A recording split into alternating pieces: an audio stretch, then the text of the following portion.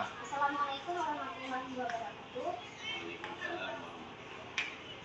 Perkenalkan nama saya Zia Ulfa, Pak. Saya dipanggil Zia. Saya dari Universitas Al Muslim, Prodi PJSD, Universitas Al Muslim. Jadi di sini saya ingin mewawancara Bapak tentang permasalahan yang ada di sekolah SD Negeri 1 Merdu, khususnya di kelas 3 SD Negeri 1 Merdu. Jadi di sini saya ingin mewawancara Bapak yang khususnya tentang materi pembelajaran IPA. Yang pertama, ada berapa murid Pak yang ada di sekolah SD Negeri 1 Merdu?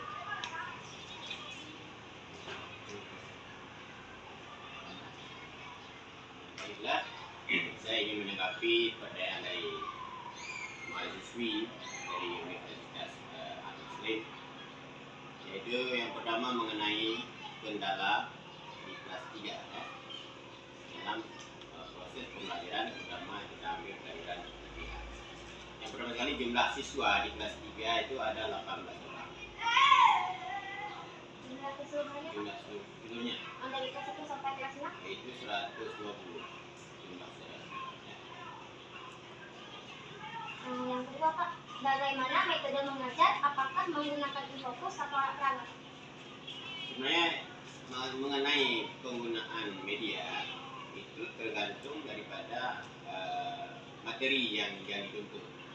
Kadang-kala menggunakan fokus, kadang-kala menggunakan media biasa. Malah sekarang ada juga yang anak-anak itu bisa mendapatkan pelajaran dari lingkungan sendiri, seperti mengadakan percobaan di Discovery dengan metode demikian, maka anak itu lebih mudah mendapatkan pembelajaran yang bermakna. Menurut Bapak, apakah siswa lebih aktif ketika menggunakan fokus atau lebih paham menggunakan alat pelahap? Sebenarnya kedua-duanya itu sama, cuman pada infokus lebih menarik karena ada audio visualnya. Jadi ada teknik-teknik untuk menarik siswa terutama kelas 3, yaitu dengan dibumbui dengan warna-warni ya. Itu lebih menarik perhatian anak-anak ketimbang menggunakan media alat peraga. Bagaimana Bapak menangani siswa yang cenderung pasif atau kurang suka pada pelajaran yang khususnya pelajaran IPA? Itu kita gunakan personal approach atau pendekatan individual. Kita panggil mereka dan kita telusuri apa kendala yang dia inginkan, atau kita ingin juga menelusuri bagaimana latar belakang dari keluarganya ataupun permasalahan-permasalahan yang ada yang dapat membuat anak itu lebih pasif dibandingkan dengan anak-anak lain. Jadi kita selaku guru harus ingin mencoba untuk menelusuri kiat-kiat apa yang harus kita lakukan untuk dia secara personal. Jadi Pak, yang keempat, apa saja materi IPA yang ada di kelas 3? Materi IPA yang ada di kelas 3 sayangi tumbuhan. Sayangi tumbuhan.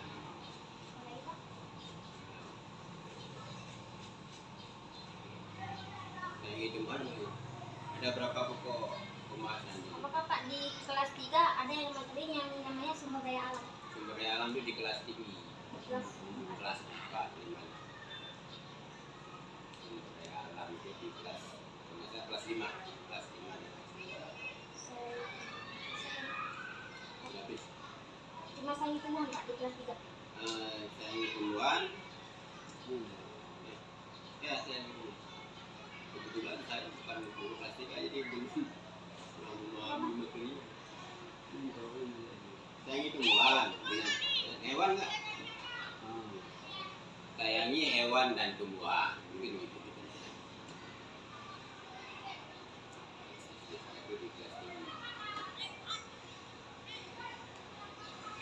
Yang kelima Pak, apa saja yang dipersiapkan oleh guru sebelum pembelajaran dimulai?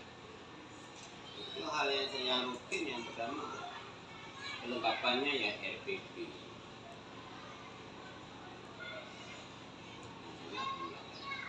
Kemudian metode atau alat peraga yang ini disajikan sesuai dengan materi.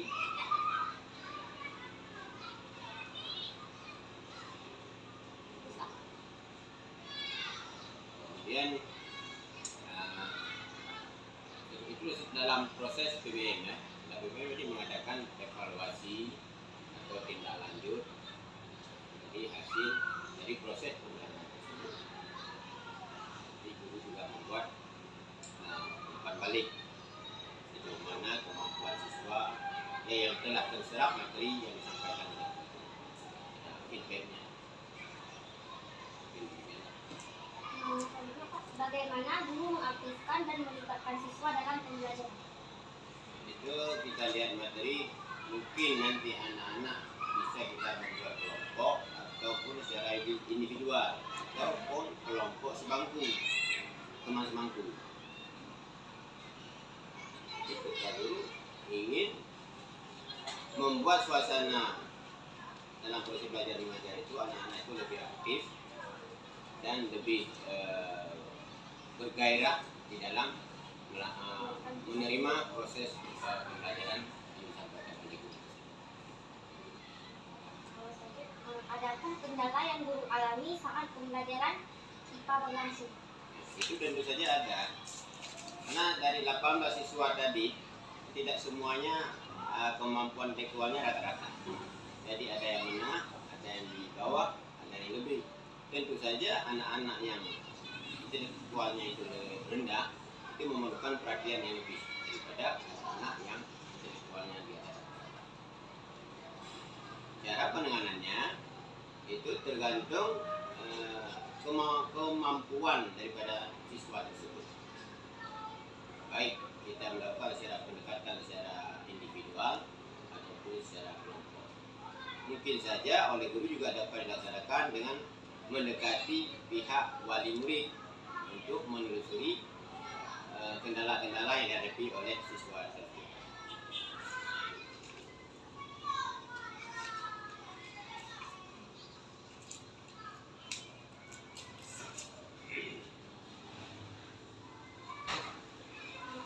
Berapa, Pak, rata-rata nilai siswa pada pembelajaran IPA?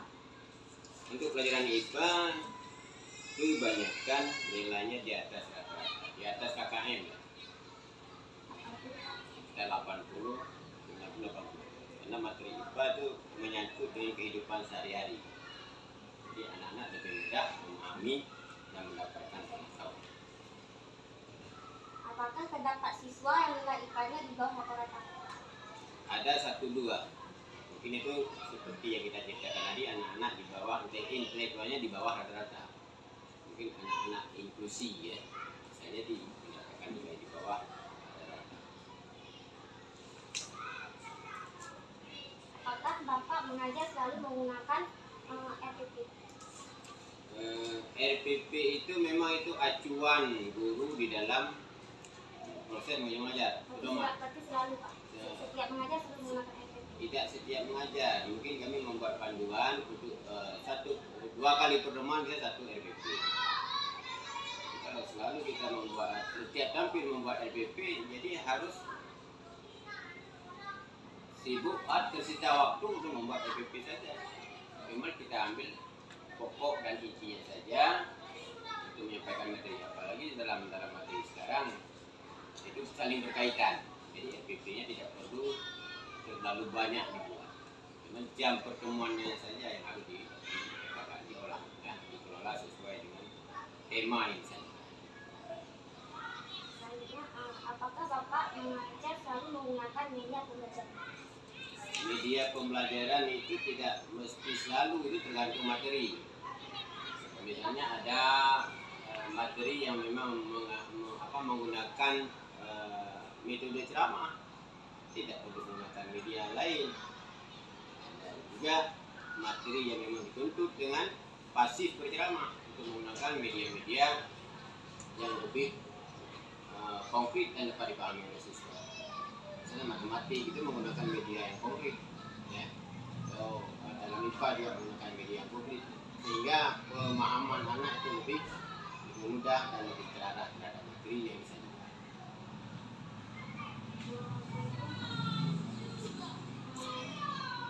Bagaimana kondisi kelas saat pembelajaran berlangsung? Dan siswa ketika Bapak ketika mengajar?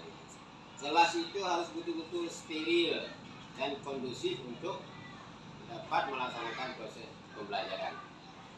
Kalau kelas itu amburadul, anak-anak tidak fokus terhadap materi yang disajikan. Begitu juga dengan guru penyampai. Mereka juga akan hilang konsentrasi untuk menyampaikan materi.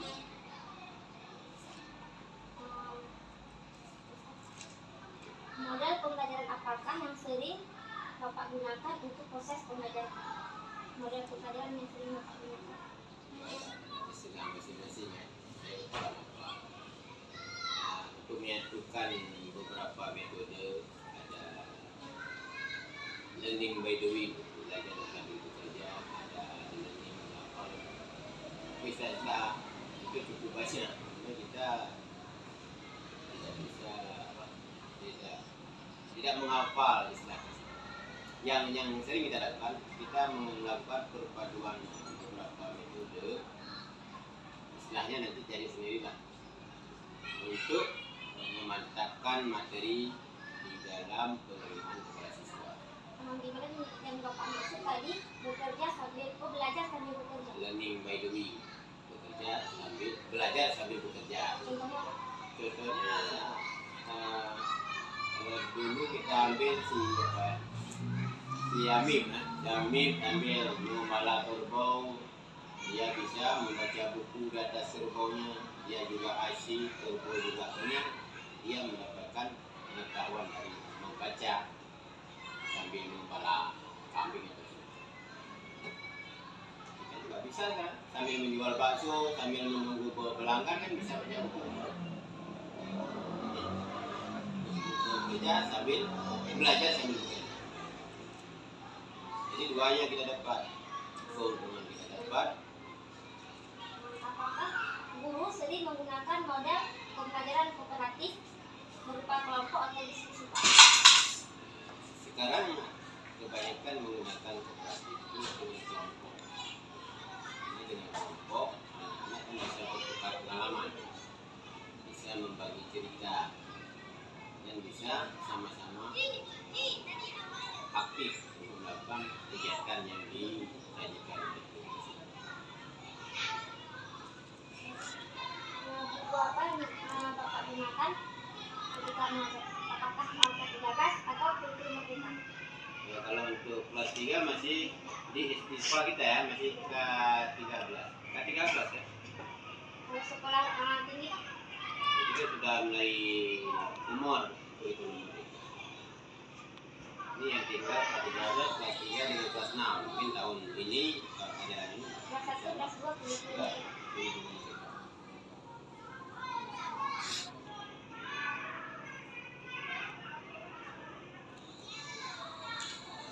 Ini saya ada solusi.